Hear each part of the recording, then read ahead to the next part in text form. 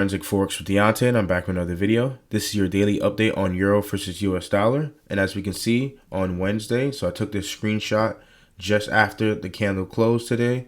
We got a higher swing low formation that we were talking about getting in the previous episode.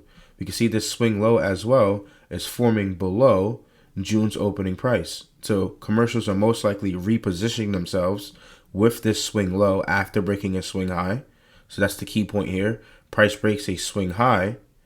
That is most likely going to be a short-term bullish momentum. And I view that as I need to see a higher swing low come into play. And that's what we got here, a higher swing low. It's higher than this one here. So that's signs that they're protecting this low because they don't want to run it, because they're most likely going higher and looking to target swing high formations that we have here, here, and here. So that's a 20-day high it could potentially get to as the month progresses, but we're not sure. But we do have short-term objectives. So we have this swing high here that price is most likely going to draw to relatively close to price. We can also see inversely that we have the DXY. The DXY formed a lower swing high formation. So we can see Wednesday here does not take out Tuesday's high. Instead, it takes out the low. So the high is protected and the low is rated. They're chasing or attacking sell side liquidity. So odds are we have a lower swing high. We see this swing high as well form above June's opening price. Isn't that a coincidence that it's above the opening price in a premium? So we could be catching the high of the month potentially and the low of the month for EU potentially as well. So looking to probably go long soon, probably during Asian session or probably going into London or New York. One of the kill zones, I'm going to look to find a buying opportunity. We can also see that yesterday was a down close day and today was an up close day. And it's also a small range candle. We could look to see if price will turn back into a large range cycle like Larry Williams suggested in his book. Markets normally have two phases. The natural cycles are small and large. And if you get a small day, most likely in the near future, you're going to get a large day. You're going to run into that dynamic 100, 200, 300 pip days that you're normally going to look for. For example, if you take a look on the chart here, see how this candle is small? Look what happens the next day. You get a large dynamic day. So that's what we're normally looking for. Days that are small, forming and aligning with where we think price is going to go. So tomorrow may be a very ideal day to trade because we may have a rocket ship to the upside. Doesn't mean we can't go lower and take out a low. It could be a purge on sell stops and then runs higher. But from what I'm seeing right now, I'm suspecting higher prices. Same thing for DXY, but inverse, I'm seeing lower prices here.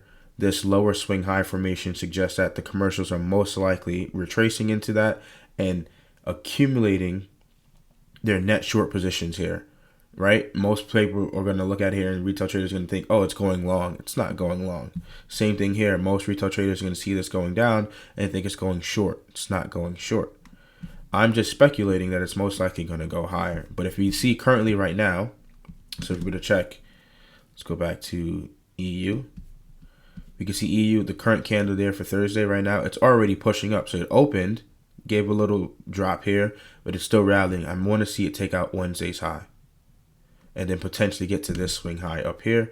And then we'll go on as the story prevails. We also see the DXY.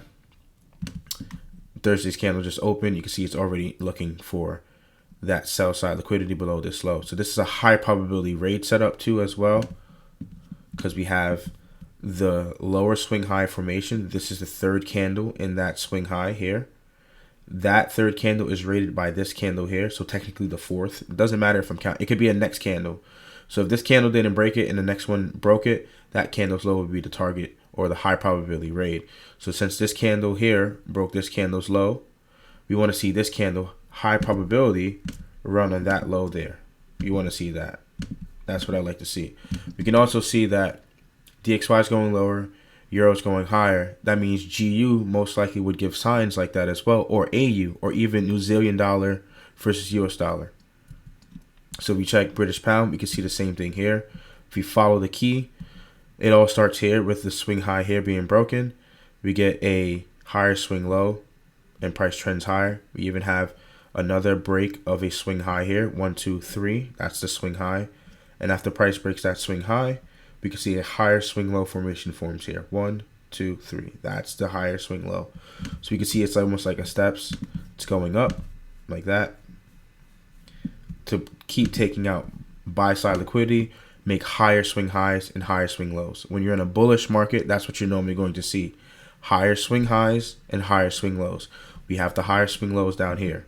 Right here, one, right? The second one, and we're trying to get another one probably in the near future.